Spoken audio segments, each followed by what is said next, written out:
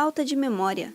Essa é uma queixa muito comum nos consultórios médicos, mas essa dificuldade para lembrar das coisas pode ter uma causa muito mais simples do que se imagina. O problema não é a memória em si. O problema vai antes da memória. As pessoas hoje em dia têm uma vida muito sedentária e não fazem exercício físico. A maioria das pessoas ficam sentadas atrás de um computador ou numa classe de aula, aceitando, escutando o professor, só tendo atividades cerebrais, porém não tendo atividade física. Por que eu estou enfocando hoje a atividade física? Porque aumentando a atividade física, você aumenta o teu gasto cardíaco. Aumentando o gasto cardíaco, você aumenta a oxigenação cerebral. E isso é muito importante, isso é básico para a memória. As células precisam de oxigênio. O exercício físico favorece a oxigenação do cérebro, permitindo que ele armazene de forma melhor todas as informações recebidas ao longo do dia. Além disso, o exercício físico praticado de forma moderada a intensa favorece o bom sono, que também é fundamental para que o cérebro funcione bem. O sono está dividido em 5 fases, e em cada uma delas, o cérebro memoriza determinado tipo de informação.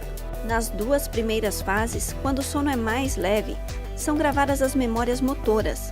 Graças a essa memória, conseguimos decorar a letra de uma música, tocar um instrumento, andar de bicicleta ou praticar um esporte. Nas fases 3 e 4, nosso cérebro grava a memória espacial. Se você vai da sua casa para a escola ou do trabalho para a academia sem precisar de um GPS, isso foi possível por conta dessa memória. Já a fase 5, mais conhecida como a fase do sono REM, a fase em que os sonhos são produzidos, é a mais importante para a assimilação de conteúdos na memória. Quando estudamos durante o dia, por exemplo, ou aprendemos alguma coisa, as informações que recebemos são gravadas no hipocampo, mas elas vão ficar ali por um período curto de tempo.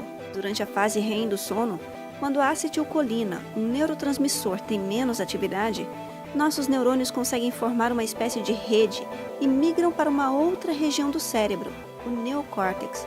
É nessa região do cérebro que a memória de longo prazo é armazenada. É fundamental, especialmente para a memória, que as pessoas passem pelas 5 fases do sono. Isso é possível tendo um sono profundo, restaurador. Se você não tem uma atividade física adequada, não se alimente adequadamente, você não vai ter um sono bom.